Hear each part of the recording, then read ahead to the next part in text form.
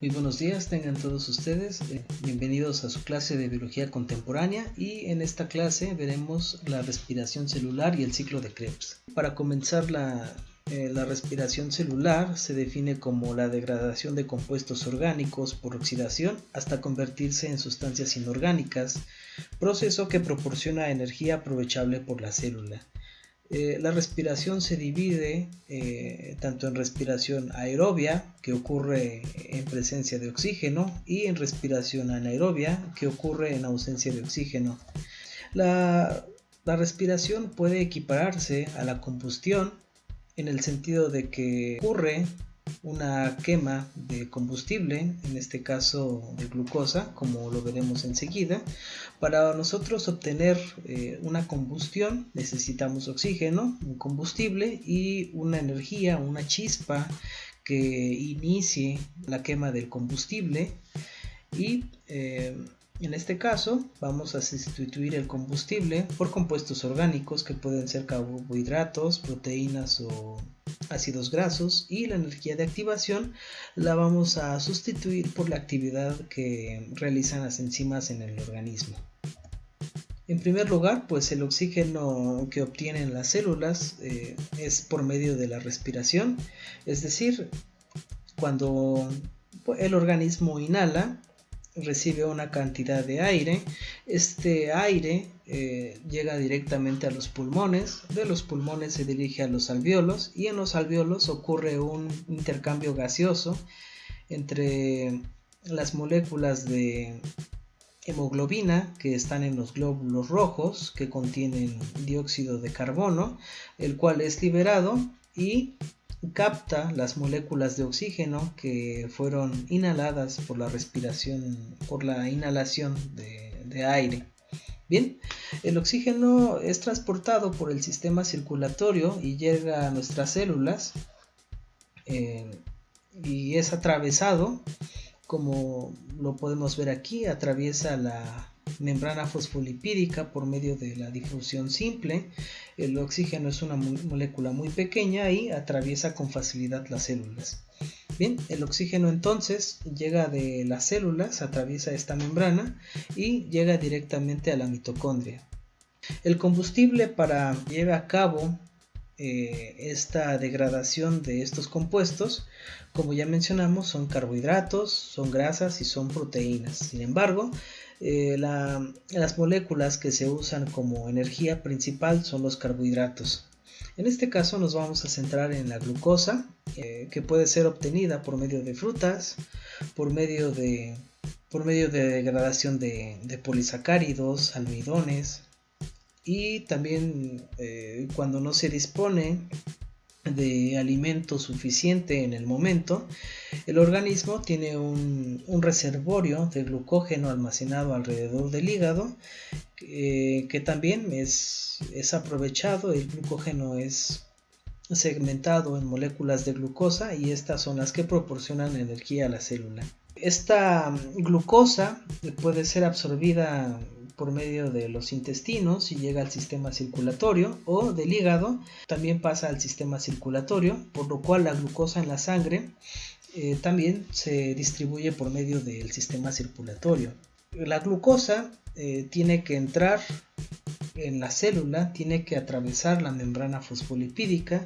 Sin embargo, esta molécula no es capaz de atravesarla por sí sola, necesita la insulina, que es producida en el páncreas. Esta hormona lo que hace es activar o abrir un canal, es como si abriera una puerta, es como si tuviéramos una llave que es la insulina y el receptor de la insulina es la cerradura. Por lo tanto, cuando la llave ingresa en este receptor, cuando la insulina es captada o es reconocida por medio de membrana celular, abre el canal, un canal proteico que permite la entrada de la glucosa a las células. Por último tenemos la energía de activación, y la energía de activación pues la van a transmitir las enzimas Para empezar, la glucosa cuando entra a la membrana celular se degrada y este proceso se le conoce como la glucólisis. Tenemos en la pantalla la alfa-D-glucopiranosa. Por medio de varias reacciones es degradada a 2 moléculas de piruvato y esta reacción pues, se lleva a cabo en el citosol antes de ingresar a la mitocondria. El piruvato, cuando ya está sintetizado a partir de la glucosa, entra a la matriz mitocondrial y a partir de ahí el piruvato se enlaza con esta molécula que es la coenzima A para dar lugar a la acetilcoenzima A y por fin empieza aquí la respiración, debido a que aquí tenemos una pérdida de dióxido de carbono. Posteriormente la acetilcoenzima A ingresa al ciclo de Krebs. Es más que un conjunto de reacciones que dan lugar a varios compuestos y en los cuales se reducen algunos nucleótidos como el NAD y el FAD, que los vamos a ver a continuación. Aquí en la parte 3 de este ciclo de Krebs tenemos la formación de dióxido de carbono de estos dos compuestos, del NADH y el ATP, que son compuestos energéticos, que son reducidos, que captan electrones y estos compuestos ricos en electrones van a alimentar una cadena de electrones que vamos a ver más adelante. Tenemos en la etapa 4 tenemos que se forma otra molécula de CO2 y una molécula de NADH.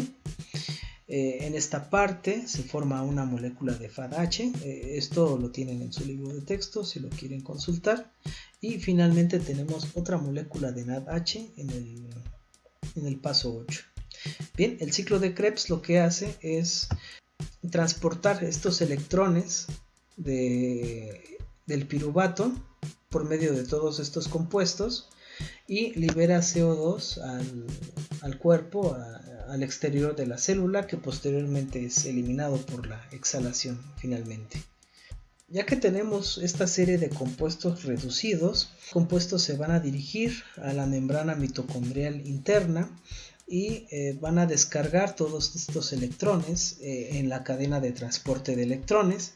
Cuando estos electrones son descargados, obviamente ocurre otra oxidación, ocurre una liberación de iones hidronio, de protones, y a medida que estos electrones se liberan, van a liberar también energía, y precisamente esta energía provoca que estas proteínas bombeen estos iones hidronio residuales hacia afuera de la membrana mitocondrial interna.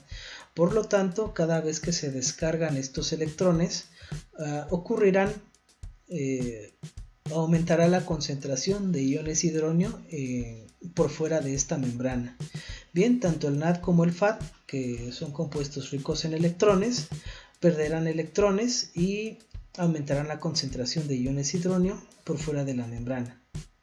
Por último, vemos que estos electrones, hay una corriente eléctrica a través de estas proteínas, y estos electrones van perdiendo energía hasta que el destino de estos electrones viene a darse aquí, en esta parte, en el cual dos iones hidronio se unen a un átomo de oxígeno para dar lugar a la formación de agua. Bien, todo este proceso se realiza aquí, justo afuera de la matriz, entre la matriz y la membrana mitocondrial interna. En este espacio es donde se lleva a cabo todo este proceso. Entonces, la reacción final, el destino de todos estos electrones que fueron captados en el ciclo de Krebs, termina en esta molécula de oxígeno para formar agua. Ya tenemos entonces que por fuera de esta membrana hay un gradiente de iones hidronio. Un gradiente quiere decir que hay una concentración variable de estos iones hidronio. Por lo tanto, estos iones hidronio, como su concentración por fuera de la membrana es mayor a la que está en el interior, por ósmosis, estos iones hidronio tienen que fluir de la parte de la membrana más concentrada a la más diluida. Por lo tanto, a esta etapa se le conoce como quimiósmosis, porque estos iones que fueron expulsados en primer lugar por estas proteínas canal en la cadena de transporte de electrones vuelven a ingresar dentro de la membrana. Sin embargo, lo hacen por medio de esta proteína que es la ATP sintasa, que contiene una enzima que lleva a cabo una fosforilación del adenosindifosfato al adenosintrifosfato. Cuando ocurre esa fosforilación, tenemos otra vez la reconversión de esta molécula totalmente energética y que es vital para prácticamente todos los procesos metabólicos de la célula, desde la quema de ácidos grasos, desde la glucólisis y síntesis de otros muchos tipos de moléculas que el cuerpo requiere para funcionar. Entonces, hasta aquí terminaría la respiración celular. ¿Qué ocurre, por ejemplo, cuando disminuye la cantidad de oxígeno? Por ejemplo, cuando alguien se ahoga, no hay oxígeno, es decir, se interrumpe el flujo de electrones porque no hay un aceptor final de estos electrones, se quedan acumulados, hay un aumento considerable en la concentración de iones hidronio, y al no haber este aceptor final, se interrumpe completamente la producción de ATP, y si no hay ATP en el organismo, muchas de estas reacciones metabólicas se detienen y provocan la muerte de las células.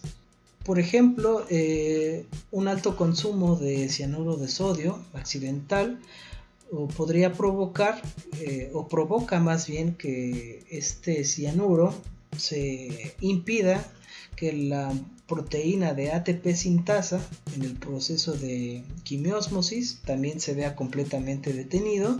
Por lo tanto, no hay síntesis de ATP y también provoca la muerte.